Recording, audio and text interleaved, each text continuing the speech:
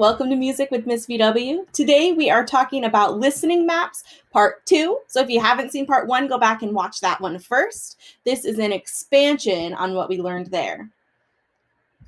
So at the end of this week's lesson, you are going to create your own listening map, and it's going to portray multiple musical elements. So different parts of the song are going to be able to be seen in your listening map.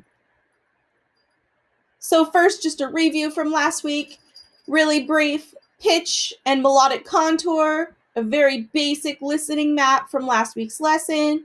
Ooh, ooh, ooh, ooh, ooh. So again, this shows how high or low it is. And the next element is rhythm. The line writers from last week can help you recognize the rhythm as well.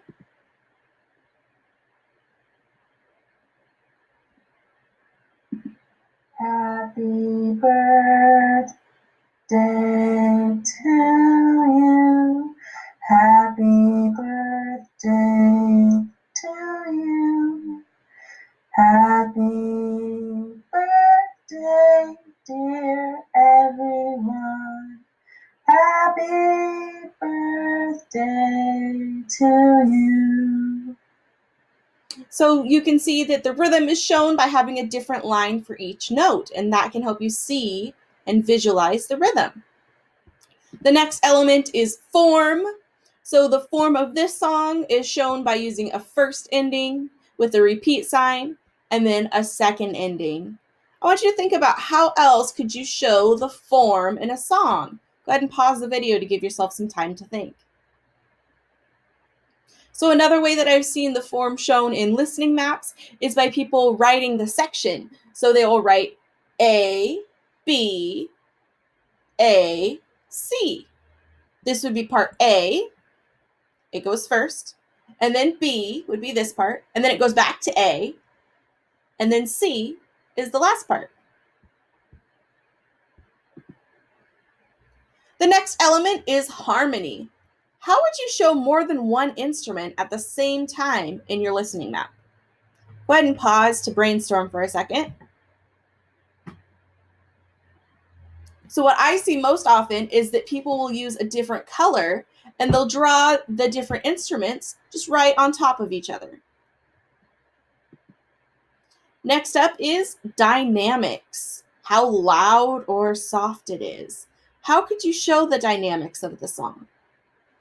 So sometimes I see people showing the dynamics by using bold lines and thin lines. Another way is just by writing the dynamic markers there. So writing the F for forte and the P for piano and drawing a picture of the crescendo. So we're going to do one together using all of these musical elements. First, we're just going to listen to the beginning of the song, and I want you to kind of draw what you hear, but just focus on the melodic contour and the rhythm.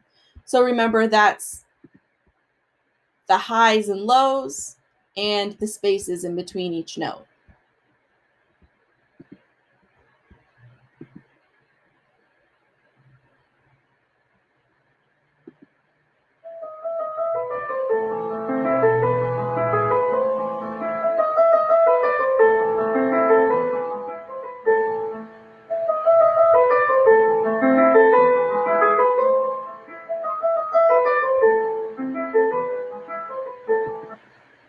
So that's just the beginning of the song.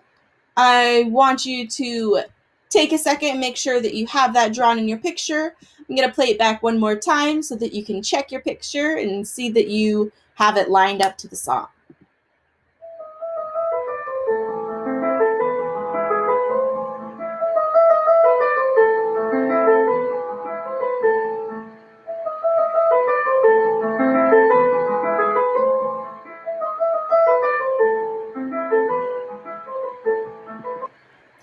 All right, if you're completely stumped, that's okay. Have a look at mine. It is very simple. It looks like this, and I'm going to play the song and point to it as we go.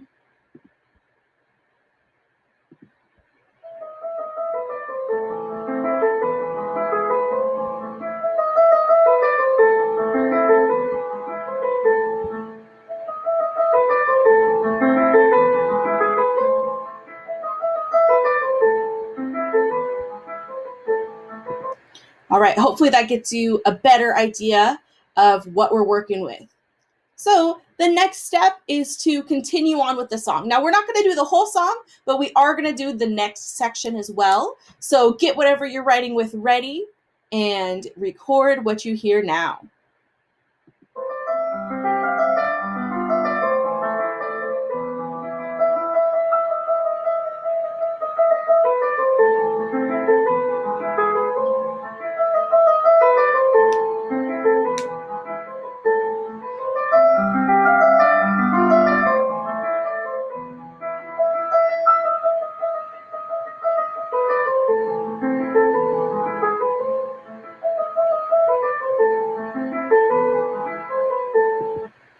You may have noticed that part of that was the same and part of it repeated this.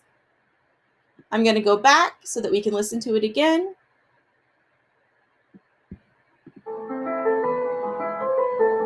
Here it goes.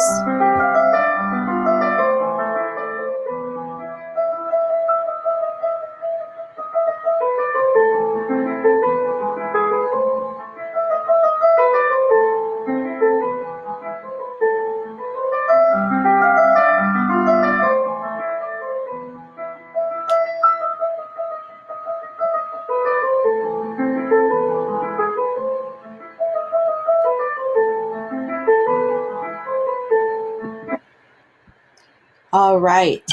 So I have added that part, and I've also added some repeat signs to show the form. So I'm going to go ahead and play it again, following along on my lines as we listen. And remember, a repeat sign means that you go back to the beginning, unless there's a repeat sign with a repeat sign at the beginning of a line, then you go back just to that repeat sign. So let's take a look at how that flows.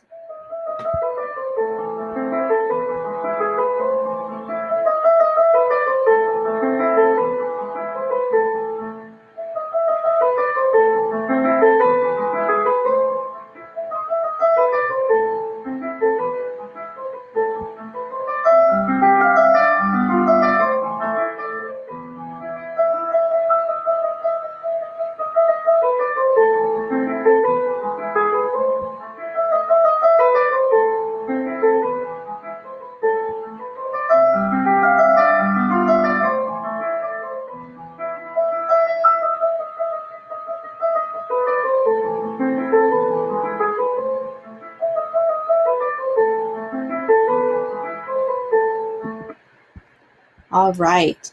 The next thing we're going to look at is the harmony. So the element of harmony. Is there more than one instrument or voice in this part of the song? Is there more than one piano part? I know it's tricky when it says more than one instrument. So the other voice would be the right-hand piano is the high and the left-hand piano is the low voice. How could we show the harmony in our listening map? Remember, we talked earlier about using a different color for the high and low voice. So we're going to listen again, and I want you to add in that other color.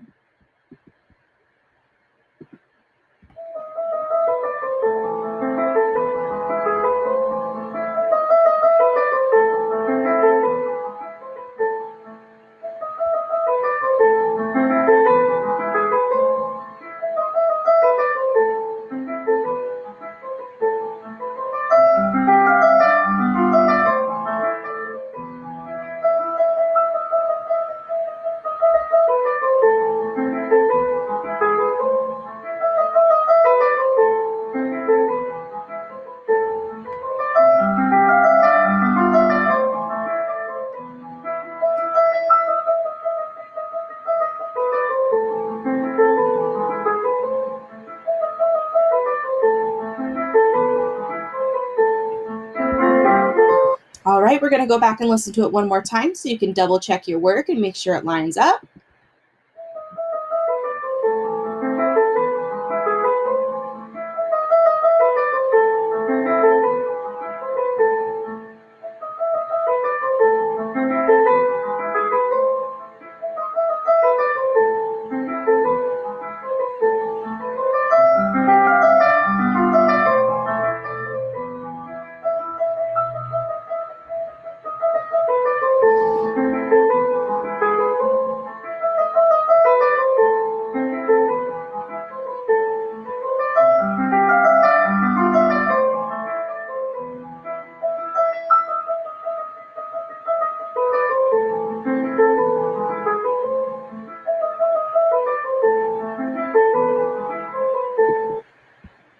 All right.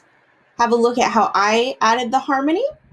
So I added red, and I had da-da, da-da, da-da down there. And then I also noticed there was a random, very high note, so I added just a little bright blue line. Don't worry if you didn't get that part. So next up, we have the dynamics. You're going to go back and you are going to add dynamics to your map so that we can tell how high or low it is. Remember, you can do this by making the lines bolder or thinner.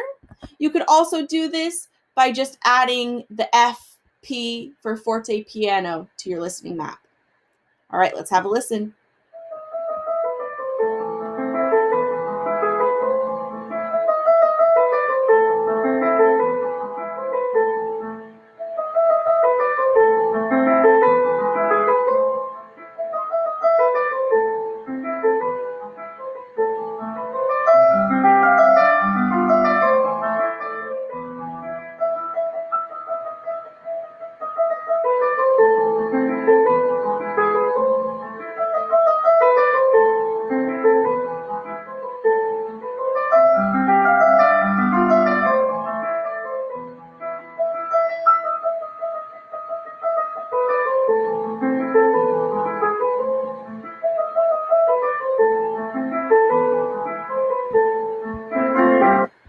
All right, so I added my dynamics.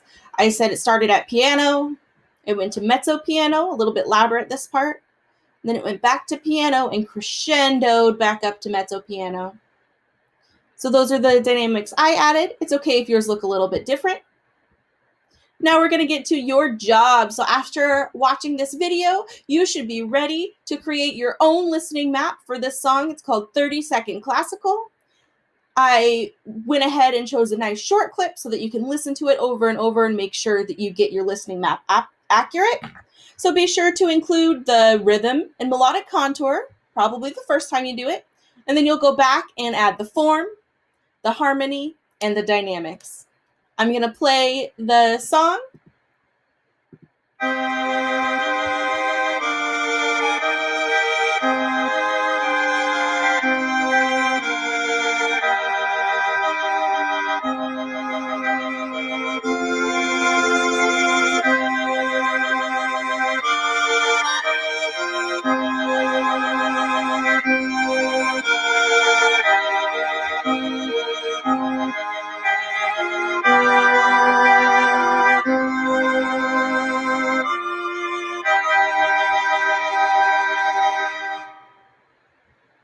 All right, go ahead and rewind the video as needed to re-listen to that segment of that song.